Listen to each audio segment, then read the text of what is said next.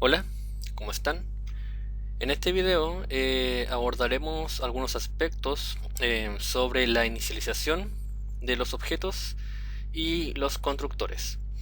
En este demo tengo mi clase persona y tengo otra clase, demo inicialización, que hace uso de ella.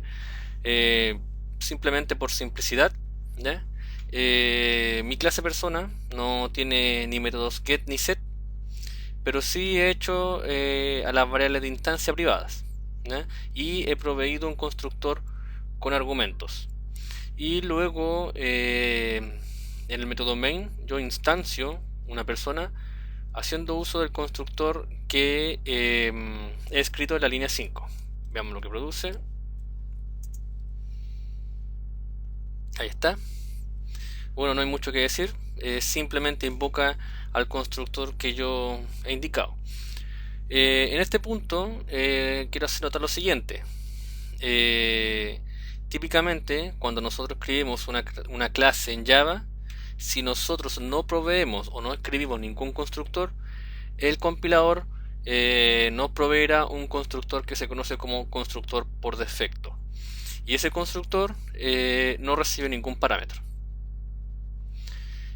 Por otro lado, si yo sí escribo un constructor, dicho constructor por defecto desaparece.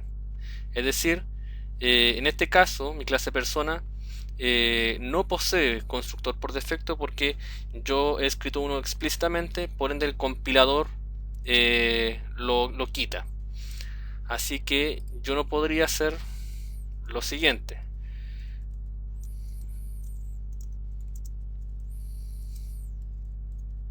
Ahí está. En la línea 15 estoy invocando un constructor sin argumentos, ¿ya? Y veamos lo que sale. Ahí está. No se encuentra el constructor sin argumentos, ¿ya? Estoy buscando dicho constructor, pero ese constructor no está de la clase persona. Hay dos formas de que este constructor, el que yo invoco en la línea 15, aparezca. Que yo no escriba ningún constructor en mi clase persona, por ende en dicho caso el compilador insertará uno. Ahí está, veamos. Velo ahí. No hay mensaje alguno porque dicho constructor no hace nada, ¿ya? O escribir uno explícitamente. Entonces escribo lo siguiente.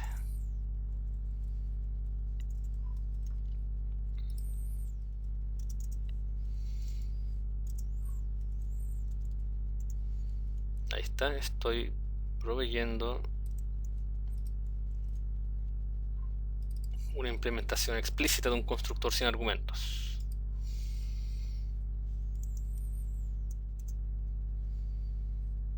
Ahí está.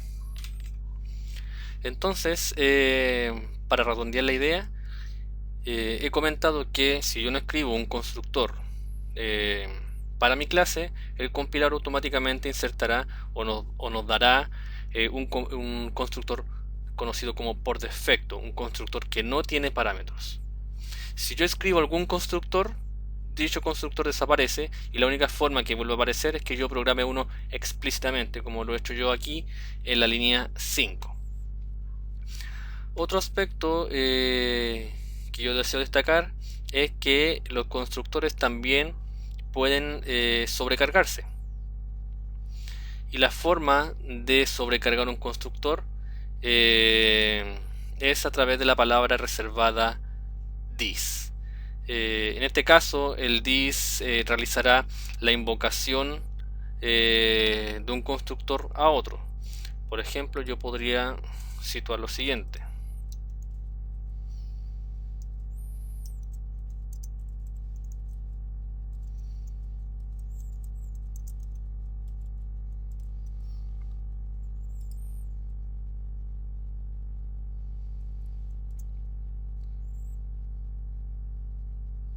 Ahí está. Analicemos un momento la salida.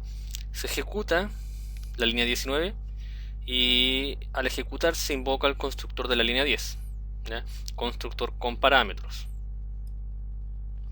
Luego, la línea 20, yo hago una invocación al constructor por defecto que está explicitado en la línea 5.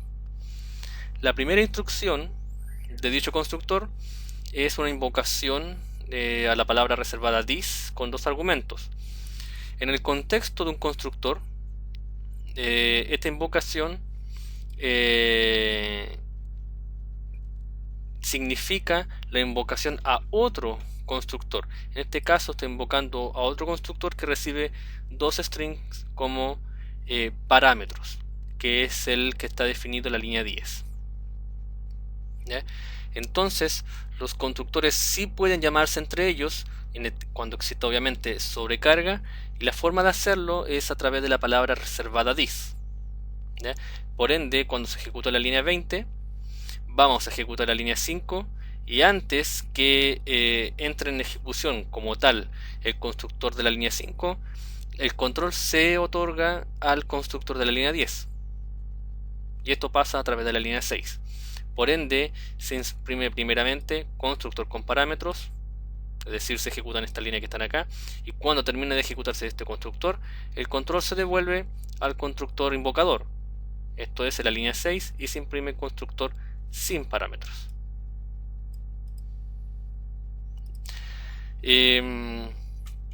Otro aspecto interesante de destacar de los constructores es que existe una regla bien particular que rige a los constructores, que es la siguiente. La primera instrucción que puede tener un constructor es una llamada a un constructor sobrecargado a través de la palabra reservada this, o una invocación a un constructor de la clase padre. Este segundo punto no lo abordaremos en este demo, ya que será abordado en el futuro cuando introduzcamos el concepto de herencia.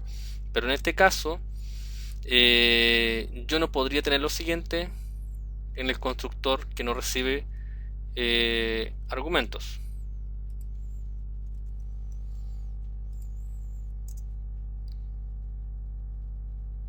¿Ya?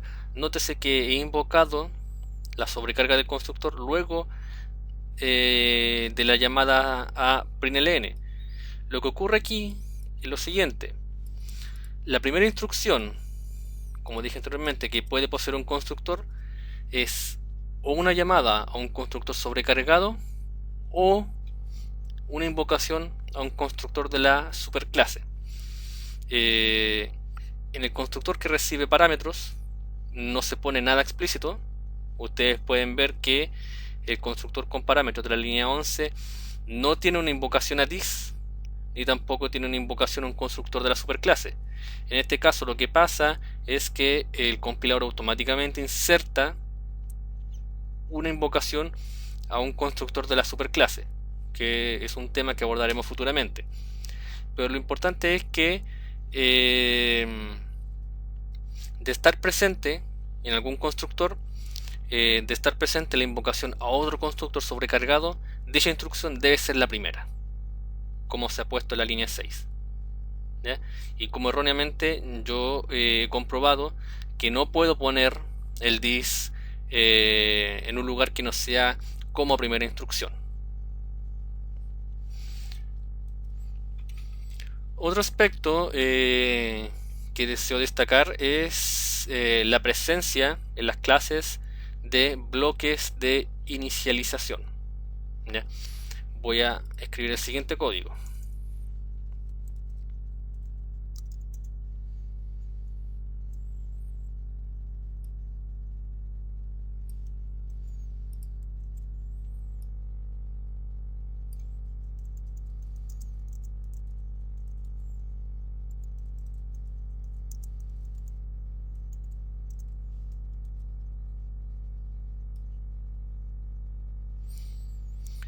Nótese que he escrito un bloque anónimo, ¿ya? Precedido por la palabra static.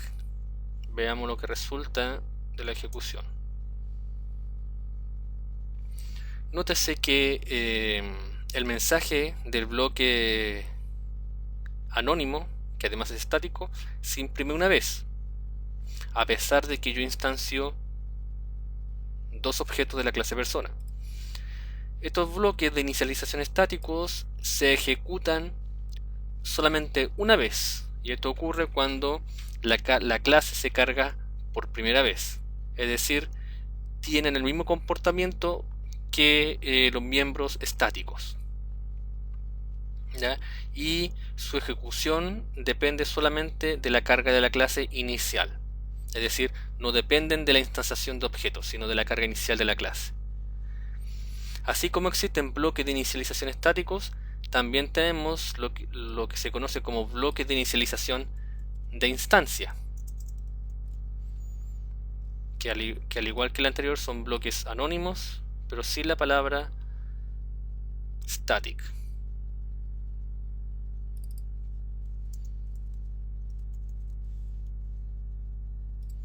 Voy a arreglar un poco acá.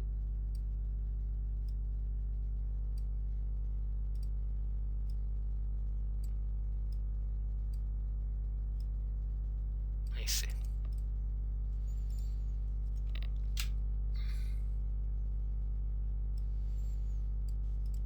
Veamos lo que resulta de esto.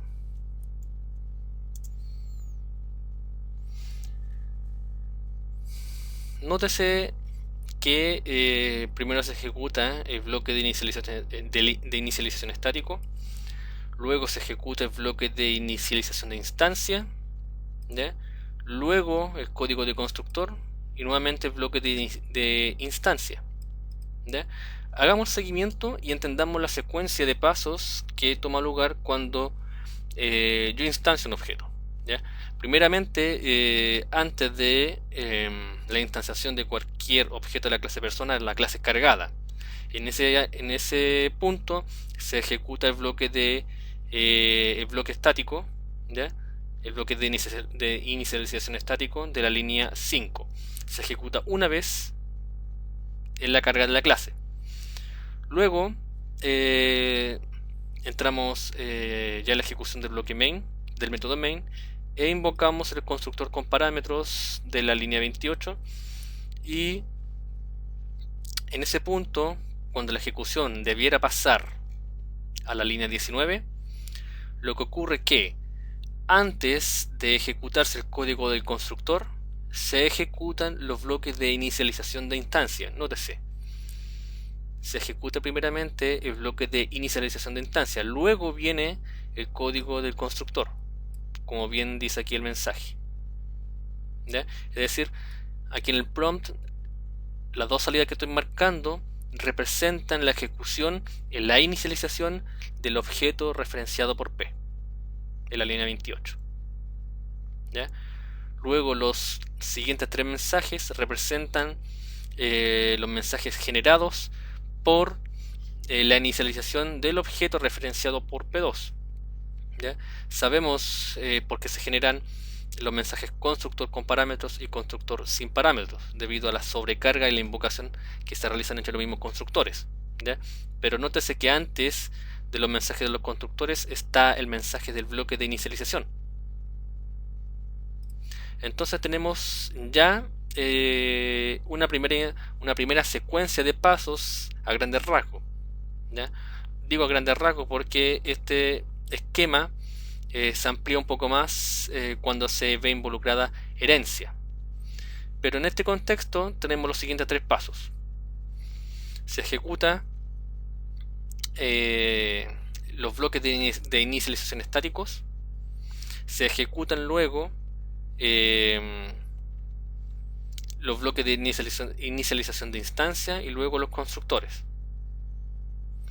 También aprovecho de comentar que nótese que mis variables de instancia no tienen ningún valor de inicialización en su declaración, y es importante notar lo siguiente: cuando yo hago esto, estas variables adquieren un valor por defecto, y el valor por defecto es el siguiente: si mis variables de instancia son primitivos, dichos valores serán inicializados en 0 para tipos primitivos enteros o 0.0 para tipos primitivos en coma flotante. Si son objetos, son inicializados en null. Por ende, bueno, lo puedo comprobar. Voy a hacer aquí un poco de código.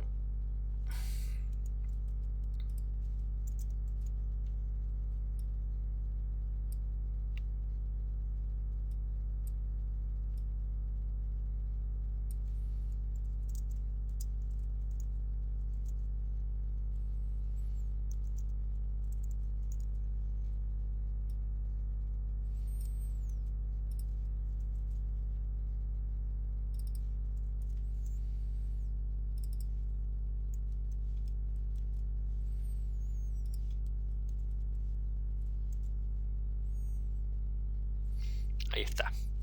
Nótese cómo en el bloque de inicialización de instancia yo accedo a mis variables de instancia y ellas tienen un valor null.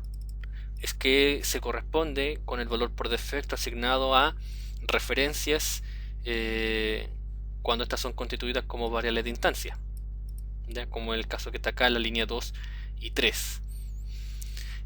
Otro aspecto importante a destacar respecto de los bloques de inicialización es que se ejecutan en orden. Yo puedo tener múltiples bloques de instancia, esos bloques de inicialización, ya sea estáticos o de instancia, y ellos se van a ejecutar en el orden que aparezcan. ¿Ya? Voy a poner esto aquí.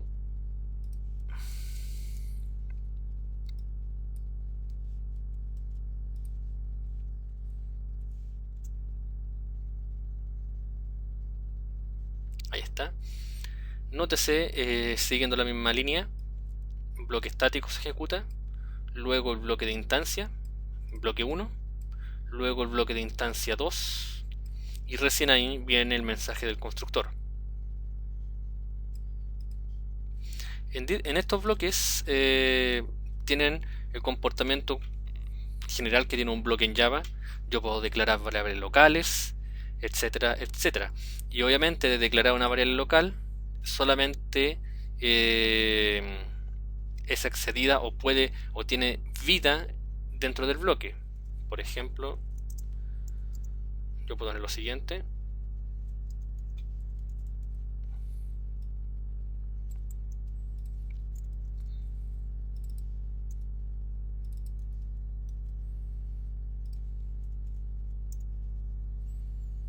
Ahí está, mi variable 5, x es igual 5. Y obviamente esta variable x yo no la puedo acceder fuera del bloque porque su ámbito es el bloque. Ahí está.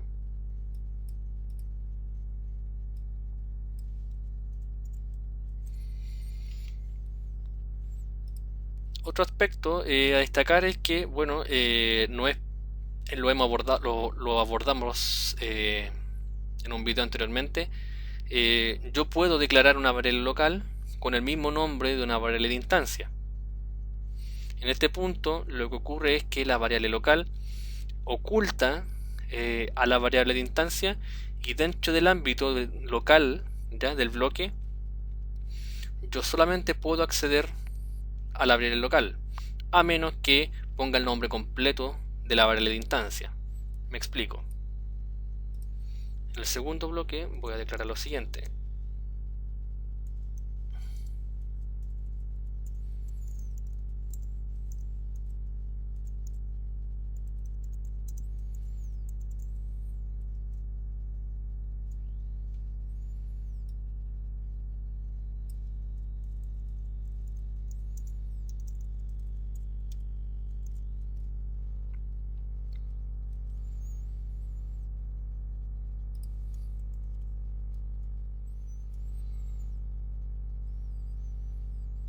Nótese cómo en el bloque 2, en el bloque de inicialización de instancia 2, el nombre impreso es Leonardo Farcas, tal cual como está ahí.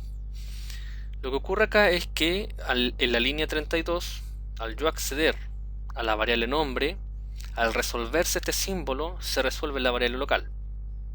Porque la variable local obscurece a la variable de instancia. Si yo quisiera aquí hacer diferencia, es decir, si yo quisiera acceder a la variable de instancia nombre en la línea 32 y no a la variable local, yo tengo que resolverla y usar el operador o la palabra reservada this.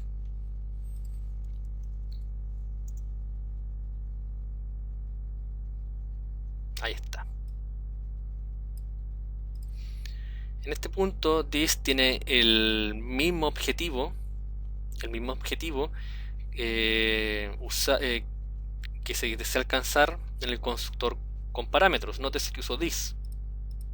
Y esto es para resolver los ámbitos, porque tengo parámetros que tienen el mismo nombre que mi variable de instancia. Por ende, dentro del ámbito del constructor, cuando yo me refiera a nombre y a root, me voy a estar refiriendo a las variables locales, a los parámetros del constructor, y no en sí a la variable de instancia. Si yo quiero acceder a la variable de instancia en este contexto, tengo que usar this para hacer una adecuada resolución de ámbito. Entonces, para ir concluyendo, ya sabemos que son varios pasos los que se ejecutan en la inicialización de un objeto, ¿ya? En la instanciación. El orden es el siguiente. Primeramente, al cargarse la clase, se ejecuta todo código que sea estático, ¿ya? En este punto corresponde mencionar, por ejemplo, la inicialización de las variables de clase, ¿ya? Que son estáticas, y la ejecución también de los bloques de inicialización estáticos. Y las variables de clase, cuando son inicializadas, si no tienen un valor explícito asignado, se rigen por la misma regla que yo mencioné anteriormente, es decir, si son referencias, se inicializan en null. Si son primitivos enteros, se inicializan en 0. Si son primitivos en coma flotante, se inicializan en 0.0. Entonces, primeramente se ejecuta lo estático. Luego, antes de comenzar la ejecución del constructor, se inicializa todo lo que corresponde a la instancia. Esto es, las variables de instancia adquieren sus valores por defecto y se ejecutan luego en orden todos los bloques de inicialización de instancia. Luego de ese segundo paso, toma lugar la ejecución del constructor hasta que se termina. Entonces tenemos estos tres primeros pasos que están involucrados en la instanciación de un objeto y que luego se ven ampliados cuando está involucrada la herencia. Bueno, eso sería por ahora. Espero les sea de ayuda y nos vemos en otra ocasión.